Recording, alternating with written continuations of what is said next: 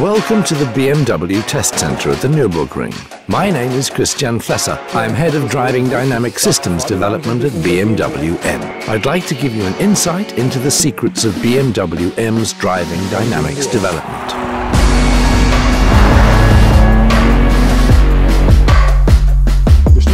This is the new BMW M3, a pre-production vehicle. This means that we're already close to series production within the various vehicle development phases. We're at the Nurburgring to coordinate the fine-tuning of its driving dynamics control systems. The new M3 will be available in two drive options: rear-wheel standard drive and our new MX drive, all-wheel drive. Here at the Nurburgring, we drive many laps on the Nordschleife, but we also take the cars out on country routes, motorways and roads with bad surfaces. We want to find the best possible balance between racetrack performance and customer suitability, customer benefit, customer performance. I'd like to introduce you to Peter, who's responsible for the driving dynamics development of the new BMW M3 and M4. He's going to take you on a country drive in the new M3. Here we go. We're on the damper tuning route now. We drive this route about 7 times a day before heading back to the workshop. There the dampers will be changed for new ones. The new dampers are equipped with various components that help create the specific effect we're looking for.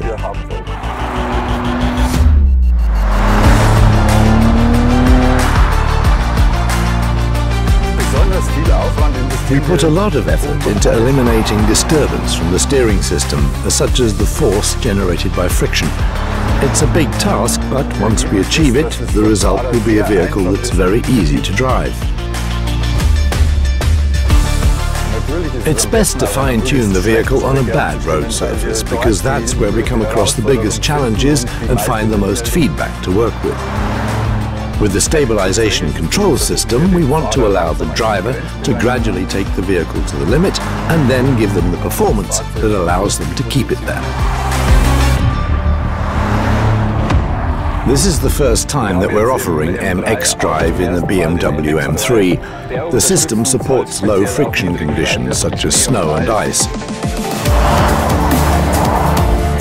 especially when cornering dynamically.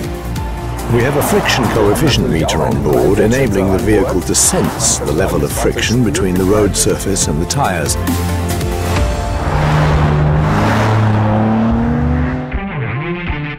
Here we go. One lap around the Nordschleife. The disappointing thing about this lap is that I'm only the passenger, but luckily Peter is a great driver. Now it's on to the first exciting section, braking at Hatzenbach. This is very challenging for the ABS. Here we check to make sure that the wheels don't stop at the slip value and that the car brakes well. We're driving straight over the top of Schwedenkreuz, one of the circuit's fastest sections. Here it's important that the car has good aerodynamic balance, so that when you're driving like this, the rear remains stable and tight to the road and we don't lose any wheel load. Now we turn into Fuchsröhre. Fuchsröhre is a very narrow section if you take the ideal line. Here we need a very controlled body. There's still the potential for improvement right now. The car is still very pressure heavy. Now we're driving out of the corner with slight oversteer.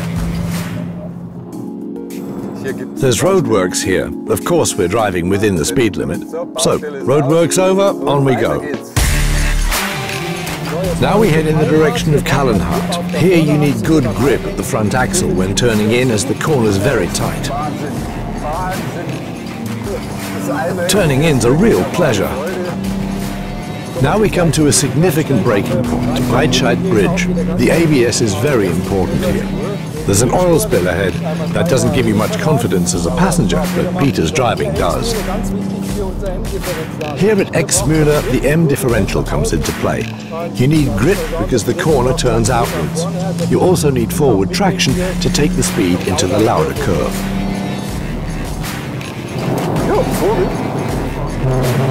It's fascinating to feel the car travelling so smoothly over the curbs.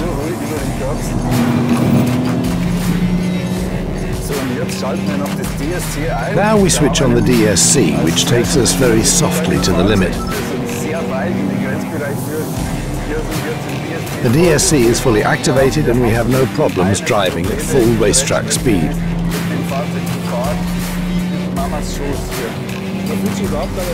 You don't feel at all restricted. The car releases torque freely, but helps out if you overdo it. One lap on the Nurburgring Nordschleife in the new Bmw M3 is so fast. It's a cool car, absolutely thrilling. For me, the M3 is at its best in every situation. As developers, we have best in segment goals, and the M3 masters them all with confidence. That's best in class.